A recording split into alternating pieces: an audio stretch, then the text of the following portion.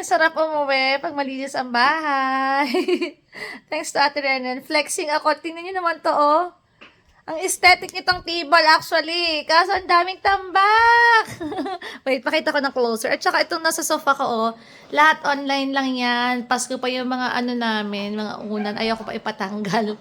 Pero ito, tsaka ito, oh. Diba? Lakas aesthetic niyan. Kasi nagbago tayo ng mood dito sa ating, ng vibe, dito sa ating living room. Yan. So, ito sa ano lang din.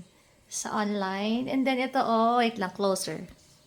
Yan, tingnan nyo, oh. Kasi aside sa ang mahal magpatahi nito, yung tela pa lang yung tahi nitong mga sofa ko. Kasi pira-piraso yan, yung mga nakalagay dyan. Tapos yung kabuuan pa, medyo napapamahal tayo. Kaya itong binili ko, mas madali pag pwede mong labhan. Ayan, ganyan lang. Tanggalin mo lang siya.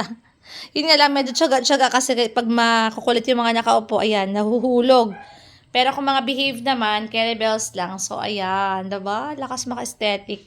And also the table. Ganyan. Ang eksena natin dito sa ating living room. Tapos yan, ganun. Ganyan siya. Medyo magulo pa nga, inipos lang namin ng onte. So, ilalagay ko na lang ang link sa yellow basket, mga moms.